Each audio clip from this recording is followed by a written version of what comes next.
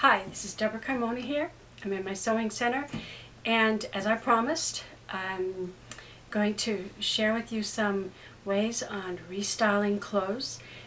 Specifically, costumes is what I'm dealing with. But some of the tips that I share might be useful for other purposes for sewing. So I hope you find some valuable tips and helps here. Okay, this dress has some lovely embroidery on it.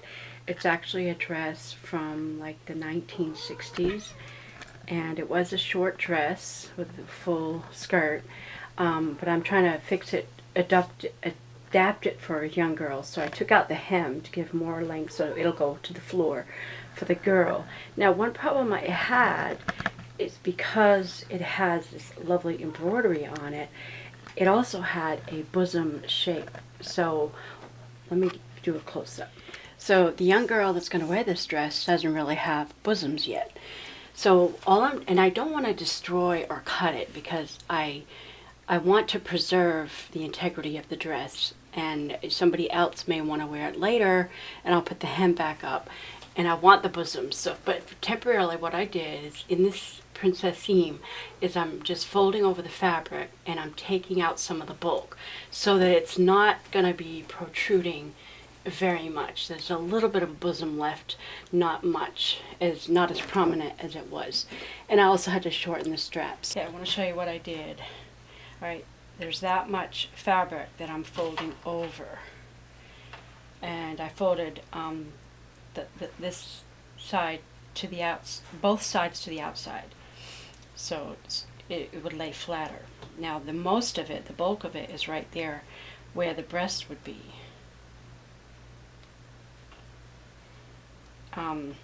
So I kind of start there, and then you have less and less fabric as I go up or down,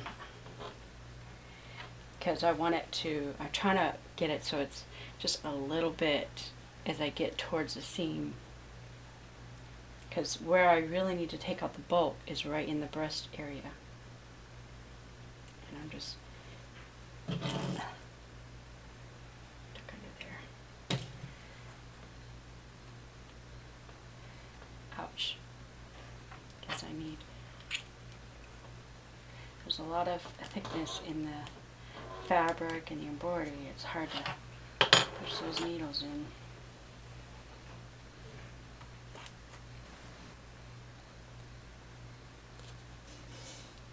So right here you have the bulk of what's pulled over, and it gets narrower as it gets towards the seam. Well, that has a slight curve. I think I need to fix this. Let's don't want it to be so curved. Pull this over just a little bit more.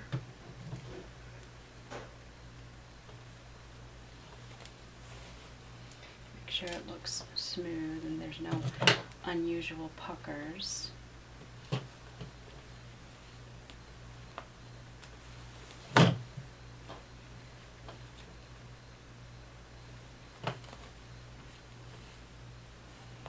As we work our way down, we want less and less of the fold. So it takes a little manipulation to get it there.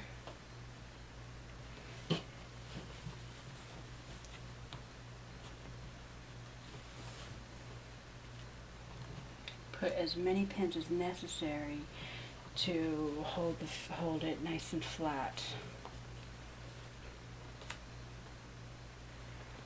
There. Okay, that looks good. That's ready to sew.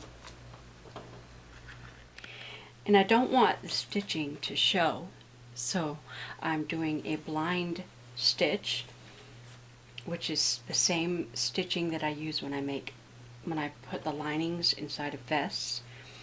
I just sewed up this way on the left, so I go right directly opposite where the thread comes out, right directly opposite, and pick up a little bit on the right. My needle's always going that direction. Just go right, left, And so they're just tiny little stitches that you don't see them as the fabric gets pulled together.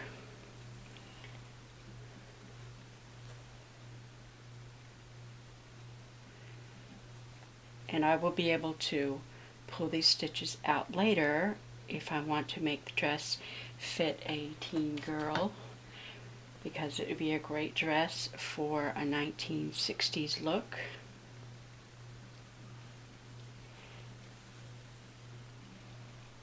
And that way I can make the dress fit a small girl and be appropriate for now, and later it could fit an older girl. Because I really hate to destroy an outfit or make it completely permanent in one thing, because then it's only good for one purpose, for one size. I like to have my costumes be a little flexible. See how you can't really, I mean, it's in line with the stitching that's here. So that's how I'm gonna do that. And I tried to, the embroidery may be slightly off, but I think it'll still work. I'm sure I picked this dress up at a secondhand shop. I used to do it more often, but I love to go to secondhand shops because you never know what you're going to find. And I thought the embroidery of this dress was very cool, and I kind of like the idea that it's a white dress. So I saw it and just had to have it. I love going to like shops, like Victorian shops, and I haven't found any around here. That's what I loved about Plattsburgh, New York. There was 3 stores I used to frequent,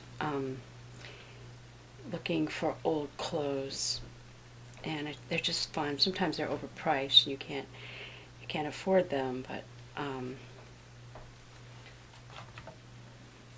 I just love going to old shops and looking at old clothes. But this dress was so unique because of the embroidery, really. And then the price was right, so I said, oh, I'll snatch it up. I can't remember if I've ever actually worn it. I must have, because I made a little jacket to go over top of it, because I don't like all the bare shoulder look. And just to show you, there's a slight bit of bosom here, but not much. It was quite prominent before, so I think that turned out really good.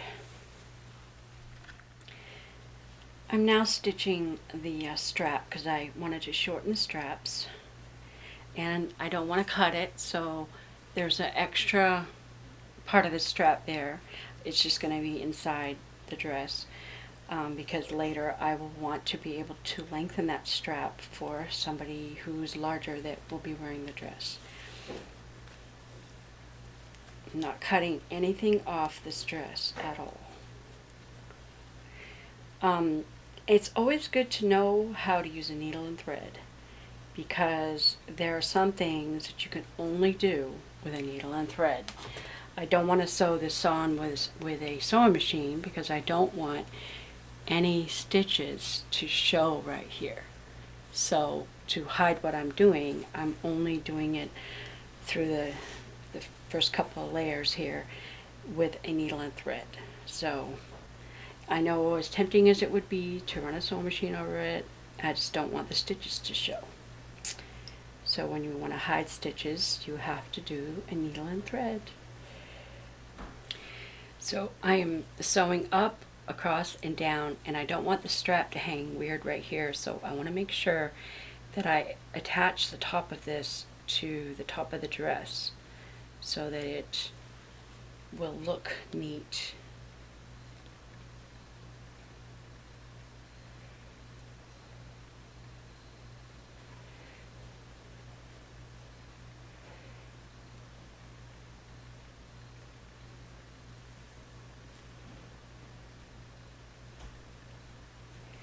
And I made a little short coat to go with it, so the shoulders are covered.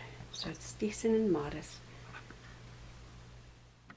And here's the young lady in her dress, dressed up like a prairie girl. Well, I hope you found that useful and helpful. and that it will inspire you with some ideas of your own. Don't forget to subscribe, and thanks for watching.